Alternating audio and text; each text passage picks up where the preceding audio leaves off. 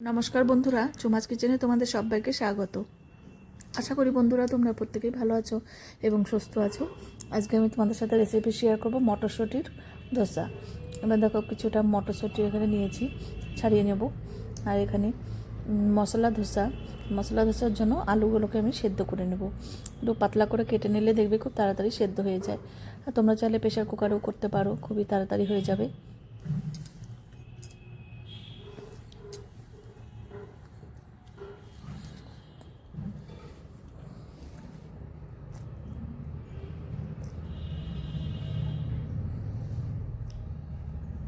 এবার আলু ধুয়ে এবার একটু নুন দিলাম, সেদ্ধ বসিয়ে দিয়েছি।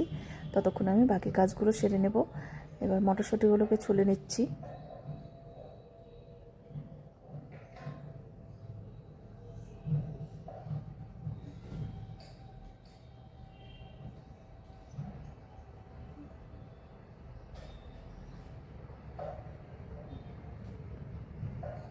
এবার গাজরটা কেটে নেব।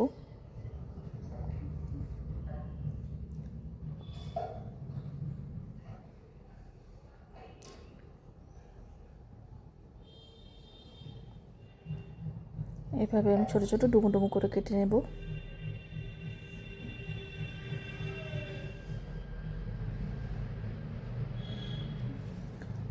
এবার কড়াইয়ে দেখো সাদা তেল দিয়েছি, আর অল্প সর্ষে হাফ চামচ, আর দুটো শুকনো লঙ্কা চিড়ে দিয়েছি, আর একটু কারি পাতা আমি সবসময় এভাবে ঘরেই রাখি। তাহলে দেখবে সবসময় কিন্তু কেনা হয় না। সেই জন্য দেখবে একটু ঘরে এভাবে রাখলে কিন্তু একটু ধুয়ে নিলেই দেখো কত সুন্দর সেন্টও পাওয়া যায়। একটু ফোড়ন দিলাম, তারপর দিলাম একটু কুচনো পেঁয়াজটাকে একটু হালকা করে ভেজে নেব। একটু নুন দিয়ে দিলাম, গাজরগুলো দিয়ে দিলাম,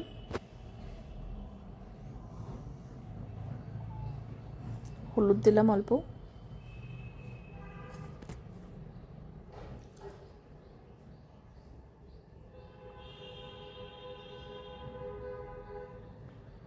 এবার আরও কিছুটা দিলাম মটরশুঁটি।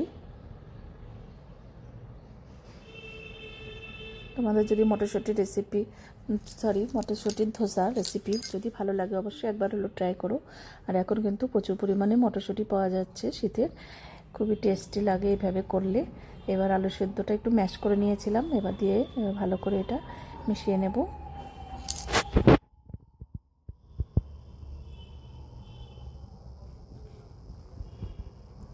নারকেলের চাটনিটা এর আগেও তোমাদের ভিডিও ছেড়েছি, এখন আর করলাম না, তাহলে অনেকটা ভিডিও লম্বা হয়ে যায়। এবার একটা ব্যাটার তৈরি করব, সুজি দিয়ে করব ধোসাটা। এবার 2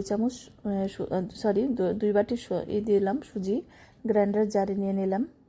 এবার হাফ বাটি মটরশুঁটি দিলাম, একবারে পেস্ট করে নেব। এবার 1 চামচ বেসন, বড় চামচের 1 চামচ, আর 1 চামচ ময়দা, আর একটু নুন দিলাম। পরিমাণ বুঝে নুনটা দিতে হবে। আর দিলাম জল। এবার পেস্ট করে নেব। দেখো এবার আলুর এটা কিন্তু হয়ে গেছে, এবার নামিয়ে নেব।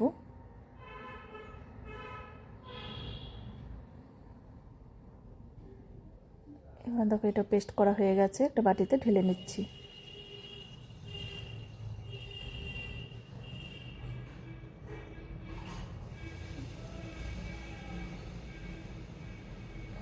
কত সুন্দর একটা কালার, সবুজ সবুজ কালার হয়েছে।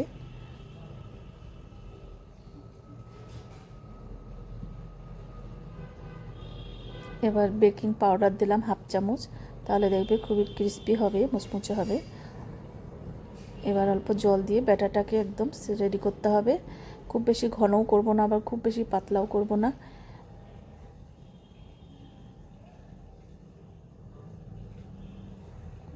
তোমরা যদি সুন্দর সুন্দর রেসিপি পেতে চাও আমার ইউটিউব চ্যানেলটি অবশ্যই সাবস্ক্রাইব করে রেখো।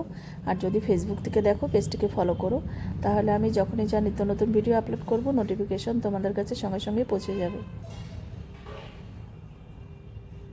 দেখো ঘনত্বটা আমি এরকম রেখেছি।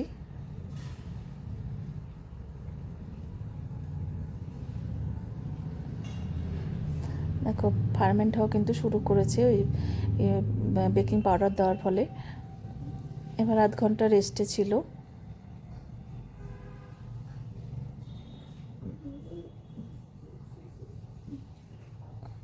আধ ঘন্টা রেস্টে দিলে সুজিটা একটু নরম হয়ে যাবে, ভালো হবে দোসাটা।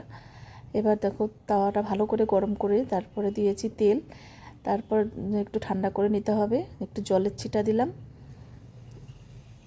এবার ভালো করে মুছে দিলাম তাওয়াটাকে।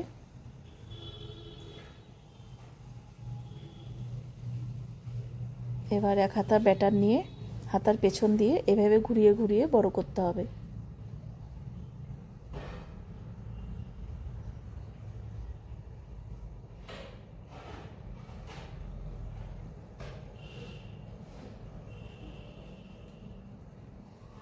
একটু ছোট করেই করলাম।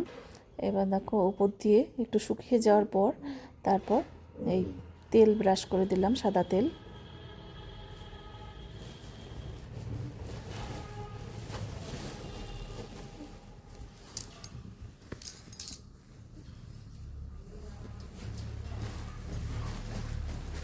এবার দেখো এটা কিন্তু এটা আমি শুকনোই রাখলাম, এইভাবে রাখলে দেখবে মুচমুচা থাকে অনেকক্ষণ, আর ভেতরে আলু ভরে দিলে কিন্তু বেশিক্ষণ থাকে না, নরম হয়ে যায়। আমি একটা এইভাবে করে তোমাদের দেখালাম। এবার আমি আরেকটা করে তোমাদের দেখাচ্ছি। আবারও ওরকম তেল ব্রাশ করে দিলাম। এবার গ্যাসের ফ্লেমটা কমানোই ছিল, এবার আর জলের ছিটা দিতে হয়নি। এবার আমি ওই ভেজা টিস্যু পেপারটা দিয়ে মুছে নিলাম। এবার এক হাতা ব্যাটার দিয়ে আবার এইভাবে হাতার পেছন দিয়ে ঘুরিয়ে ঘুরিয়ে বড় করতে হবে।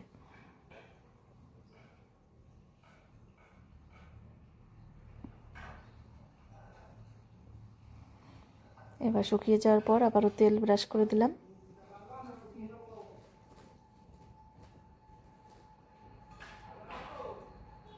উল্টিয়ে অপর পাশটাও আমি একটু তেল দিয়ে দিলাম। এবার আলুটা দিয়ে দিলাম।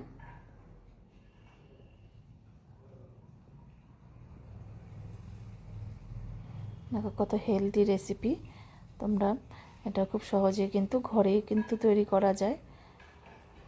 দেখো দুই রকম করে তোমাদের দেখালাম, এবার নামিয়ে নেব।